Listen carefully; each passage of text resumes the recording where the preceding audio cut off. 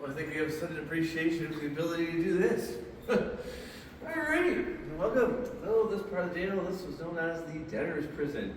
In that if you had a really horrible debt, you could be sent to jail. But it was also known as the family jail. And then what would happen was if you were sent to jail here, but you had a family, they didn't believe that separating the family unit was a very good idea. So they just brought you and your whole family and threw you all in jail, which is a very counterproductive means of social reform, if you ask me. And they did this up until the year 1920. It was after 1920 it was said, hey, it's a terrible idea. After 58 years of practice. And that's when they switched it up and turned it into the chapel area. And they often found the prisoners would join the church simply as a means of getting out of their cells for an extra hour of the day. Now, the two youngest prisoners ever sentenced to jail were two young brothers. They were ages 7 and 8 years old. They were sentenced for the capital crime of murder. They had murdered their alcoholic stepfather at the time. And there was no Youth Protective Services Act back then, so the boys were tried and convicted, like adults, and were sentenced here for 4.5 years. You know, the jail could, if they wanted to, they could have hung the boys. They said, no, we're not going to do that. We're going to draw the line hanging children. That's a good line to draw, I think. But they did not let them see their mom and all that time, so they forbade all visitation. So when she saw them again 4.5 years later, she didn't even recognize them. The boys looked like they were 40 years old, or only 12 and 13, because of how emaciated and dehydrated they were. But on the flip side, the oldest prisoner ever sentenced to jail, though, was an 87-year-old man named Robert Brown, and he was put in for 4 days for drunkenness. So meant to use as a point of pride on the oldest man to stay here. All he did was get quite drunk. His name is commemorated on room 403, because all the names you see in all the cell doors are of real people who stayed here for real crimes. But not all the crimes are evil. Some of them were just plain funny. Like you could go to jail for swearing. That's it, just swearing. You could go sent to jail. Or you could go to jail for the weird old British law of if you're found walking suspiciously down the street carrying a dead fish. What? So I'm glad to see none of you are carrying a dead fish. I don't know what's in your purse, but that's okay. Another one, you can't go to jail if you're found riding your bicycle and eating an apple at the same time. Or in the case of room 622, Miss Thomas, she went to jail for keeping a disorderly house. Yeah, she went to jail for being messy. Yeah, my mom knew about that one by being in jail a very long time ago. And one more, you can't go to jail if you found a full ice cream cone in your back pocket. Please don't keep your ice cream cones in your back pocket.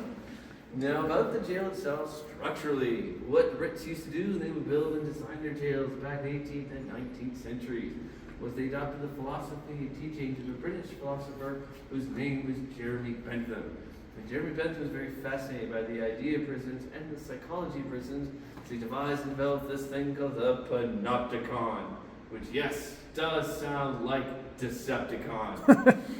And what the Panopticon is, the concept of building a giant tower in the middle of a prison colony and installing mirrors all around it, so the prisoners would feel as though they're being watched at all times, even if they cannot actually see the guard force itself. Kind of like Google, if you think about it. And so they adopted the Panopticon here, not by sight, but by sound, hence the ceilings.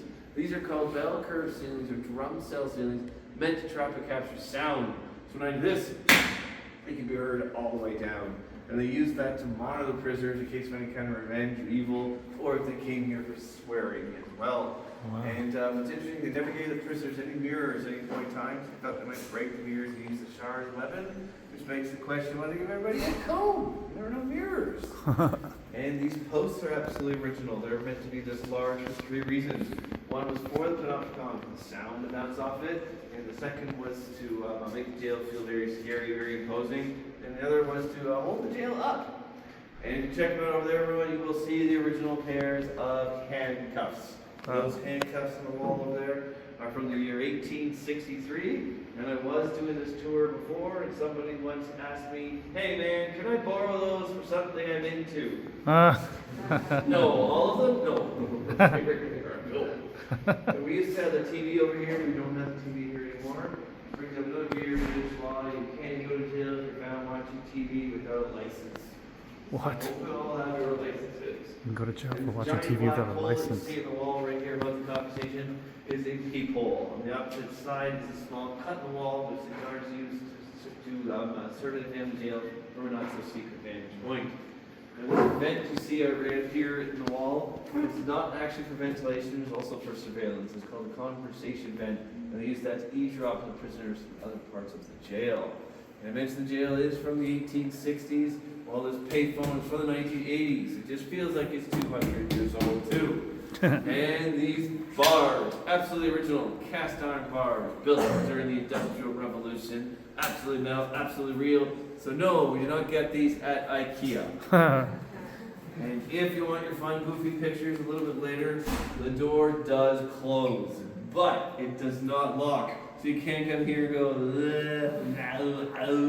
if you want to make some goofy photos a little later, you're welcome to do that. I will now take you up the stairs. So please, follow me.